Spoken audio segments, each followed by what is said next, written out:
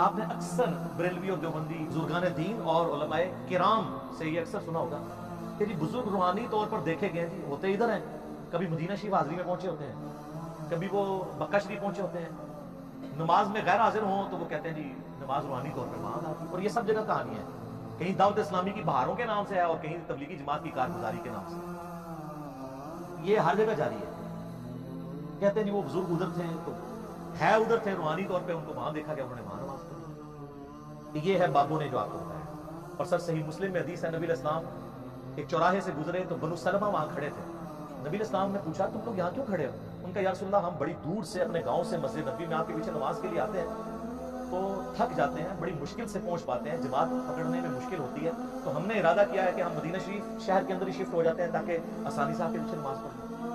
تو نبی علیہ السلام نے فرمایا تم جتنے قدم چل کے آتے ہو ہر قدم کے عوض تمہارے لیے نیکی لکھی جاتی ہے۔ یار صحابہ کرام کیا لوگ تھے یار، کوئی آرگومنٹ ہی نہیں کیا، کہا یا رسول اللہ ٹھیک ہے ادھر ہی رہیں گے، کسی نے نہیں کہا یا رسول اللہ تھک جائیں گے، یہ نیکیوں کے لیے کتنے حریص، اور کسی نے یہ بھی نہیں کہا کہ حضور ہمارے قدموں کی خاک سے جو خاک اڑتی ہے، ہمارے گھوڑے کے قدموں کے سم سے جو خاک اڑتی ہے، وہ جب گھوڑے کے نتنے میں بیٹھے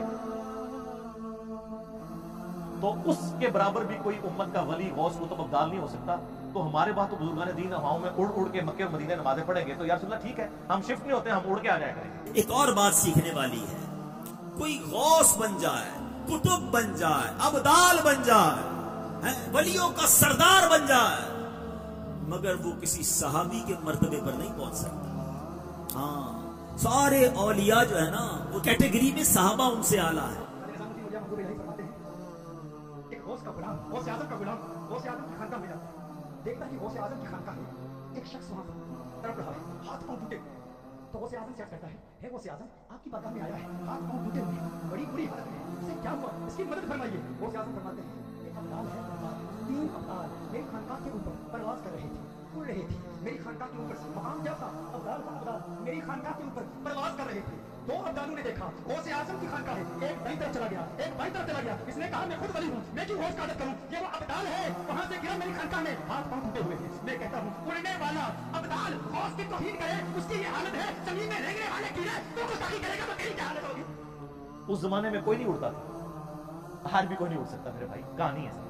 اگر کسی کو زوم ہے نا اڑ سکتا ہے، تو سارے بزرگان دین اکٹھا کہتے ہیں دنیا اولیاء اللہ سے خالی نہیں ہے، ایک ولی لاؤ نا سر منارے پاکستان پہ چڑھاتے ہیں، لیکن ہمیں تو یقین ہے کہ وہ شہادت کے رتبے پہ پہنچیں گے، انگریز کا پیراشوٹ اس کو باندھ دیں گے، وہ چھلانگ لگائے اڑ کے بتائے، اور جب ویسے تو وہ پہلے ہی توبہ کر لیں، اور اگر وہ چھلانگ لگائی دے شہید ہونے کے لیے تو مرنے سے پہلے ایک بٹن دبائے، اس کے بعد زمین پہ لینڈ کرتے ہی نہ اناؤنسمنٹ کرے، نہ میں وابی نہ میں بابی، میں ہوں مسلم علمی کتابی۔ سر پھر یہی ہونا چاہیے نا، کہانیاں کرائی سے توبہ بھی کرنا، اور پھر وہ اپنے مریدوں کو بھی کہے کہ مرنے سے پہلے ہے مریدوں کر لو اس پہ غور، میرا خدا اور تھا اور کتابوں کا خدا اور، اب میں کتابوں کے خدا کو ماننا شروع ہو گیا ہوں۔ سر یہ چھوڑ دیں، جن کو اپنے بزرگوں پہ مان ہے نا، ان کے ساتھ آپ جہاز میں فلائٹ لیں، سارے مرید اکٹھے ہوں، بڑے بڑے امیر مرید ہوتے ہیں نا، کاکپٹ سے صرف پائلٹ کو نکال کے نا پیچھے لیں اور کسی ولی اللہ کو بٹھا دیں کاکپٹ میں، وہ یہ جہاز لینڈ نہیں کرا سکتا، اڑنا تو بڑی دور کی بات ہے، اس دنیا میں نہیں لینڈ کرے گا، آخرت کی زندگی، لیکن فائدہ کوئی نہیں سکتا، لینڈ ہوئے گا انشاءاللہ، ظاہر لینڈ تو نہیں کرنا ہے تو فیول مکڑا ہے، وہ لادہ بات ہے کہ آپ لوگ جو ہے وہ پھونک مار کے بغیر پیٹرول کے گاڑیاں چلاتے ہیں، لیکن جہاز نہیں اڑتا بغیر پیٹرول کے، سب کہانی اتنی کہانیاں، اور لوگ وہ جی جناب نکاح ماری لوہے محفوظ پڑھتے ہیں۔ تو بہرحال غوث پاک سرکار جو ہے گیند لے کے کھیل رہے تھے، تو وہ محترمہ جو ہے روتی بھی جا رہی ہے، غوث پاک کو کسی کو روتا ہوا دیکھ نہیں سکتے تھے، تو اپنی گیند ہاتھ میں پکڑ لی ہے، بال پکڑ کے بولے مائی کیوں رو رہی ہے، کس بات نے تجھے رلا دیا؟ بولے بیٹا تو بہت چھوٹا ہے، میری مسئلے کو نہیں سمجھ رہا۔ بولے مائی بتا تو صحیح کیوں رو رہی ہے، پرابلم کیا ہے، مسئلہ کیا ہے بول۔ بولے بیٹا تو بہت چھوٹا ہے، تو میرا مسئلہ نہیں سمجھ سکے گا۔ بولے مائی بتانے میں تیرا کیا جاتا ہے، بتا دے۔ بار بار اصرار کیا غوث پاک، بتا مائی بتا۔ تو خاتون کہنے لگی بیٹا یہ جو عورت میرے ساتھ ہے یہ میری بہو ہے، میں اس کے ساتھ فلاں بزرگ کے پاس گئی تھی، اس لیے گئی تھی کہ یہ میری بہو بنے تقریباً 14 سال گزر گئے، اس کی شادی ہوگی 14 سال ہو گئے، اسے اب تک کوئی اولاد نہیں ہوئی، میں اس کے سارے علاج کروا چکی، اس سے کوئی اولاد نہیں ہوئی، फुला बुजुर्ग के पास गई थी जो इस जमाने में बड़े बड़े बुजुर्गों में से हैं, औलिया अल्लाह में से हैं। उन्होंने मुराक़बा करके लोहे महफूज पढ़ के बताया कि मुक़द्दर ने मेरी बहू और बेटे की कोई औलाद लिखी हुई नहीं है। तो बोले माई इतनी बात, इतने के वास्ते रोती, लोहे महफूज में लिखा हुआ नहीं है, इतने के वास्ते रोती। माई जा, अल्लाह तुझे 11 पुत्र अता करे। थले वेख्या सत्ता जमीना क्रास, तेल भी क्रास, तेल भी क्रास। वो सर एडमंड ने दरियाफ्त किया आके 200-250 साल पहले पेंसिल्वेनिया में। तो क्या करते रहे, तेल क्यों क्रास? हर बुजुर्ग को ही तेल क्रास हो गया। सर भाई दुनिया बकदर एफर्ट है, जो एफर्ट पुट करेगा उसे रिजल्ट मिलेगा। बाकी चीजें मैं नहीं बयान करता। सेकंड लास्ट मिसाल, चौथी, आपको पता है ये बड़ी मशहूर हदीस है, बुखारी और मुस्लिम दोनों, सैयदुना उसामा इब्न ज़ैद से मुताबिक।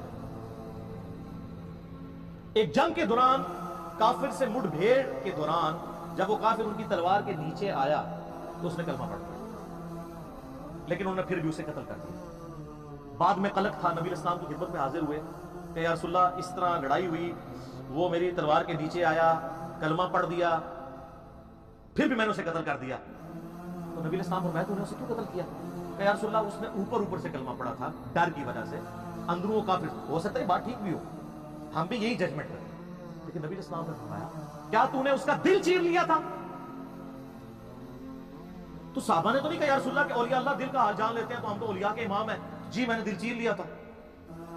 और जो कह रहा था उसको भी पता था मैं क्या कह रहा हूं कि कोई नहीं दिल चीर सकता, सिर्फ नबी को वही की ताईद हासिल होती है। फिर आपने फरमाया उसामा तू क्या करेगा जब क़यामत वाले दिन वो कलेमा पढ़ता हुआ अल्लाह के हुजूर तेरे खिलाफ मुकदमा कायम करेगा? उसामा तू क्या करेगा? उसामा तू क्या करेगा? उसामा तू क्या करेगा? नबी इस्लाम ये अल्फाज रिपीट करते रहे। सैयदना उसामा कहते हैं मेरी ख्वाहिश हुई काश आज से पहले मैं काफिर होता और आज कलमा पढ़ के मुसलमान हुआ होता, कम से कम मेरा ये गुनाह तो धुल जाता। होय होय, उसामा इब्न ज़ैद आम बंदा नहीं।